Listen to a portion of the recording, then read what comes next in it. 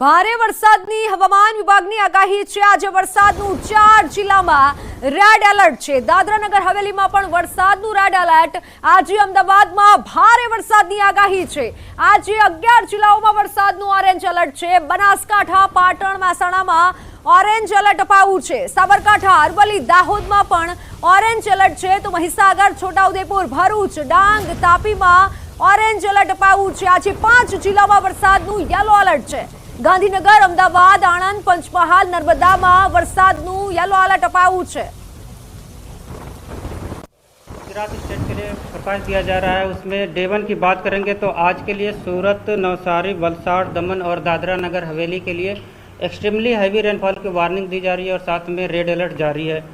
और very heavy rainfall की बात करेंगे तो जो डिस्ट्रिक्ट है जहाँ पे वेरी हैवी रेनफॉल की वार्निंग दी गई है गुजरात रीजन के वो डिस्ट्रिक्ट हैं बनासकांठा, पाटन, मेहसाना, साबरकांठा, अरावली, दाहोद, महीसागर, छोटा उदयपुर, भरूच, तापी और डांग डिस्ट्रिक्ट हैं जहां पर वेरी हैवी रेनफॉल की वार्निंग है और साथ में ऑरेंज अलर्ट जारी है। और हैवी रेनफॉल की बात करेंगे तो गुजरात रीजन के लिए जो डिस्ट्रिक्ट है जहां पर हैवी रेनफॉल की वार्निंग है वो डिस्ट्रिक्ट है गांधीनगर, अहमदाबाद, आनंद, पंचमहल, नर्मदा और ये डिस्ट्रिक्ट हैं जहां पर हैवी रेनफॉल की वार्निंग है और साथ में येलो अलर्ट जारी है। આજે સૌરાષ્ટ્રમાં ભારે વરસાદની આગાહી છે। સૌરાષ્ટ્રના તમામ જિલ્લાઓમાં ભારે વરસાદની આગાહી છે। રાજકોટ, બોટાદ, પોરબંદરમાં ભારે વરસાદ થઈ શકે છે। આવતીકાલે કચ્છ, સૌરાષ્ટ્રમાં પણ ભારે વરસાદની આગાહી છે।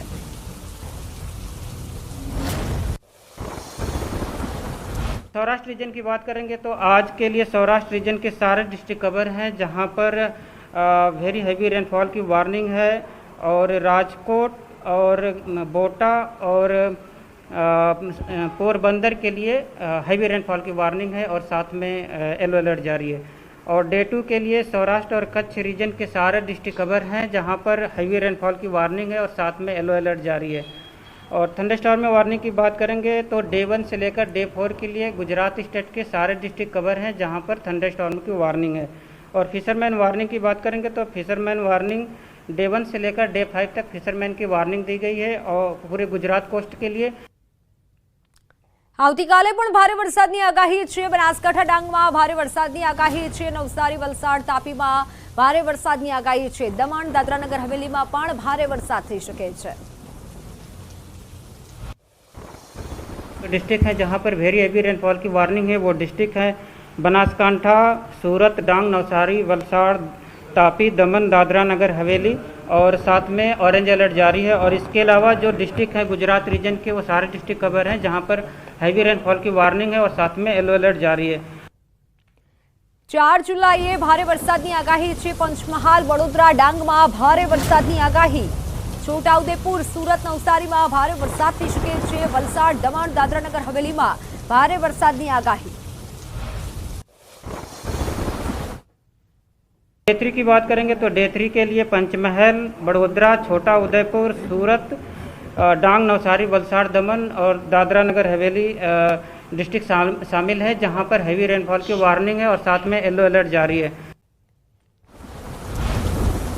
5 जुलाईए भारे वरसादनी आगाही છે। ગાંધીનગર, અરવલ્લી, ખેડામાં ભારે વરસાદની આગાહી છે। અમદાવાદ, મહીસાગર, નવસારીમાં પણ ભારે વરસાદની આગાહી। વલસાડ, દમણ, દાદરાનગર હવેલીમાં ભારે વરસાદ થઈ શકે છે। डे 4 की बात करेंगे तो डे 4 के लिए गांधीनगर, अरावली, खेड़ा, अहमदाबाद, महीसागर, नवसारी, वलसाड़, दमन और दादरा नगर हवेली के लिए हैवी रेनफॉल की वार्निंग और साथ में येलो अलर्ट जारी है। આખા ગુજરાતમાં મેઘરાજા ઓળગોળ થતા નદીઓ અને ડેમો ઓવરફ્લો થયા છે। ખેડૂતો ખુશ થયા છે। આખા ગુજરાત પર મેઘરાજા મહેરબાન થતા ચારે તરફ જળબંબાકારની સ્થિતિનું નિર્માણ થયું છે। સુકી ભટ્ટ નદીઓ જીવંત બની છે, ગાંડીતુર બની ગઈ છે। ડેમો ઓવરફ્લો થઈ ગયા છે। રાજ્યભરના મોટા ભાગના ડેમો ઓવરફ્લો થઈ ગયા છે। ગુજરાતની જીવાદોરી નર્મદાથી લઈ ભાદર 1 અને 2 dam, Shetrunji dam, Machhu 3 dam, Sani mini dam, Ozat 2 dam overflow થયા છે। ડેમમાં નવા નીરની આવક થતા ખેડૂતોના ચહેરા પર ખુશી જોવા મળી છે।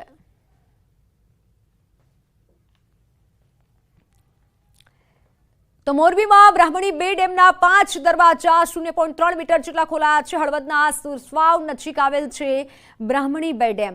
4,397 ક્યુસેક પાણીની આવક સામે 4,497 ક્યુસેક પાણીની જાવક ચાલુ છે. હેઠવાસમાં આવતા 11 ગામોને પણ એલર્ટ કરાયા છે. સુસવાવ, ટીકર, મિયાણી, મયુરનગર, માનગઢ, ખોડ, કેદારિયા, ચાડદ્રા અને સાથે અચિતગઢ, ધનાળા અને રાયસંગપુર ગામને પણ એલર્ટ અપાયું છે.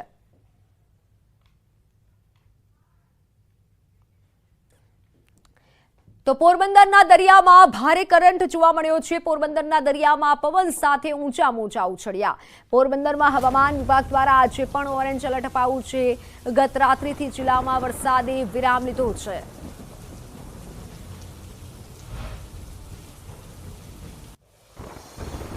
પોરબંદર જિલ્લામાં 3 દિવસ સુધી જે રીતે વરસાદી માહોલ છે તે જોવા મળ્યો હતો. ત્યારબાદ આજે વહેલી સવારથી જે રીતે વરસાદ છે તે વરસાદે વિરામ લીધો છે. પરંતુ જે રીતે હવામાન વિભાગ છે તે હવામાન વિભાગની આગાહી મુજબ આજે પણ પોરબંદર જિલ્લામાં ઓરેન્જ એલર્ટ છે તે આપવામાં આવ્યું છે. ત્યારે હાલ આપણે પોરબંદરના જે દરિયાની વાત કરીએ તો પોરબંદરનો દરિયો છે તેમાં હાલ જે કરંટ છે તે કરંટ ખૂબ જ જોવા મળી રહ્યો છે. જે પવન છે તે પવન પણ દરિયાકાંઠે જોવા મળી રહ્યું છે. દરિયામાં જે મોજા જે છે તે દરિયામાં ઉછળી રહ્યા છે અને ખાસ કરીને જે દરિયો છે તેનો રંગ પણ બદલાયો જોવા મળી રહ્યો છે. કાળો જે ડોર છે તે દરિયામાં જોવા મળી રહ્યો છે. કહી શકાય કે પવન અને મોજા જે છે તે દરિયામાં જોવા મળી રહ્યા છે. દરિયામાં ભારે કરંટ હાલ વર્તાઈ રહ્યો છે. કહી શકાય કે જે આગાહી જે હવામાન વિભાગની છે હાલ સવારથી વાદળછાયું વાતાવરણ છે અને વરસાદી વિરામ લીધો છે. પરંતુ હજુ પણ જે રીતે હવામાન વિભાગની આગાહી મુજબ પોરબંદર જિલ્લામાં વરસાદની શક્યતા છે જોવાઈ રહી છે. ત્યારે હાલ જે દરિયો છે તે દરિયામાં ભારે કરંટ છે તે જોવા મળી રહ્યો છે. પ્રદેશ સેલુ, ન્યૂઝ 18 ગુજરાતી, પોરબંદર. તો બનાસકાંઠામાં ભારત પાકિસ્તાન સરહદ પર આવેલ નડાબેટમાં ધોધમાર વરસાદ વરસી રહ્યો છે. નડાબેટના રણમાં પાણી ભરાતા રણ દરિયો બન્યું છે. નડાબેટનો રણ વિસ્તાર પાણી ભરાવાથી દરિયો બનતા અદ્ભુત દ્રશ્યો સર્જાયા છે. નડાબેટમાં અત્યારે ધોધમાર વરસાદ થઈ રહ્યો છે.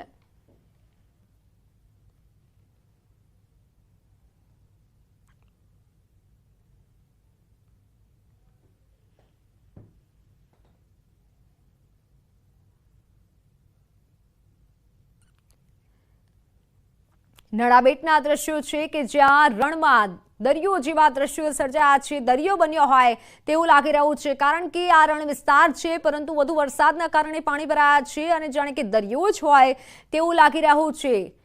રણમાં દરિયા જેવા દ્રશ્યો, આહલાદક દ્રશ્યો સર્જાયા હતા. નડાબેટમાં અત્યારે ધોધમાર વરસાદ થઈ રહ્યો છે. ભારત પાકિસ્તાન સરહદ પર પાણી ભરાયા છે. વધુ વરસાદના કારણે આ પાણી ભરાયા છે. રણ વિસ્તાર છે પરંતુ અત્યારે જાણે કે દરિયો હોય તેવા આહલાદક દ્રશ્યો નડાબેટમાં સર્જાયા છે. નડાબેટમાં અત્યારે વરસાદ થઈ રહ્યો છે. જોકે બનાસકાંઠા પંથકમાં અત્યારે ધોધમાર વરસાદની આગાહી છે અને વરસાદ વરસી રહ્યો છે. સરહદ પર પાણી જ પાણી જોવા મળી રહ્યું છે.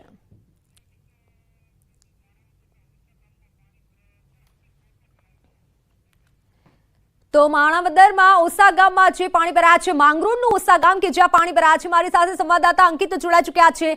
અંકિત, ગામમાં કેટલા પાણી ભરાયા છે, લોકોને કેટલી હાલાકી?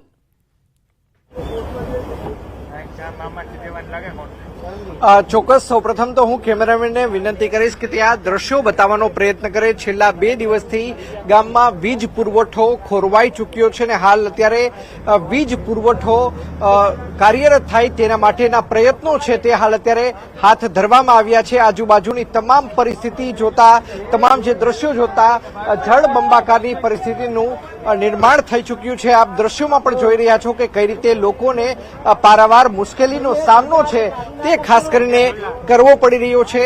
ઓસા સહિતના જે આજુબાજુના જે ગામો છે તેમાં હાલ અત્યારે જળબંબાકારની પરિસ્થિતિનું નિર્માણ છે તે થઈ ચૂક્યું છે. લોકો આપણી સાથે છે, આપણે તેમની સાથે પણ વાતચીત કરવાનો પ્રયત્ન કરીશું.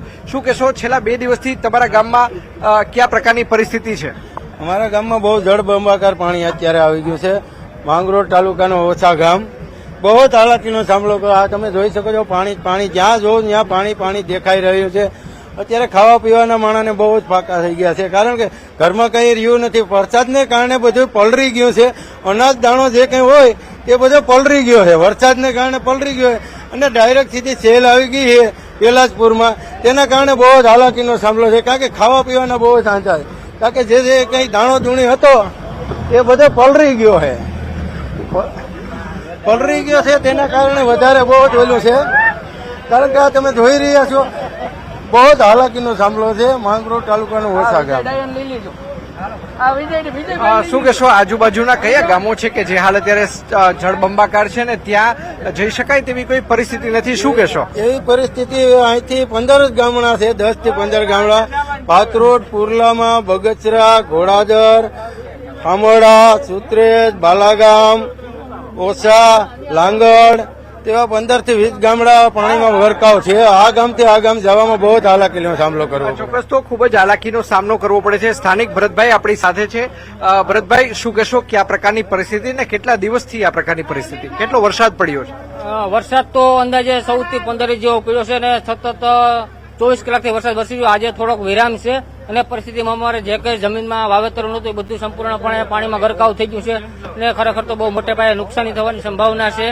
અને છેલ્લા 24 કલાક ઉપર થતો જે વીજ છે વીજનો સંપર્ક બી કપાઈ ગયો છે. અમારે ગામ લોકોની ટીમ અને જે જીએબી નો સાથ સહકારથી અત્યારે જેસીબી ને ગામ લોકોના જે યુવાનોથી લાઇટનું કામ ચાલુ છે. લગભગ છેલ્લું 6 થી 7 કલાક થઈ છે, હજી લાઇટ ચાલુ નથી થઈ છે. આવી પરિસ્થિતિ છે. પીજીવીસીએલ શું કહે છે, વીજ પુરવઠો કાર્યરત થતા કેટલો સમય લાગી શકે તેમ છે? ખરેખર હજી અમારા અંદાજ પ્રમાણે 3 થી 4 કલાક જેવું વીજ પુરવઠો ચાલુ થવામાં ટાઈમ લાગી શકે તેમ છે. અને પીજીવીસીએલ નો બી સાથ સહકાર છે, એ લોકોની ટીમ બી છે. પણ અત્યારે પાણીનો અનુભવ ન હોવાના કારણે થોડુંક પાણીમાં વધારે તકલીફ પડી રહી છે જે ચાલુ કરાવવા માટે થઈને.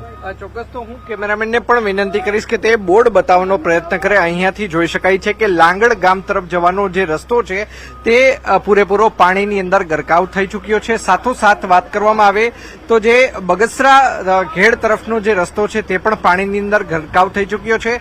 સાથોસાથ ફુલરામા તરફ જવાનો રસ્તો છે તે પાણીની અંદર ગરકાવ થઈ ચૂક્યો છે અને જેના જ કારણે લોકોએ એક જગ્યાએથી જો બીજી જગ્યાએ જવું હોય તો ટ્રેક્ટરનો સહારો લેવો પડે છે અથવા તો જેસીબીનો સહારો લેવો પડે છે. આ પ્રકારની પરિસ્થિતિનું નિર્માણ થયું છે. ચારેય બિલકુલ અંકિત, આભાર માહિતી બદલ.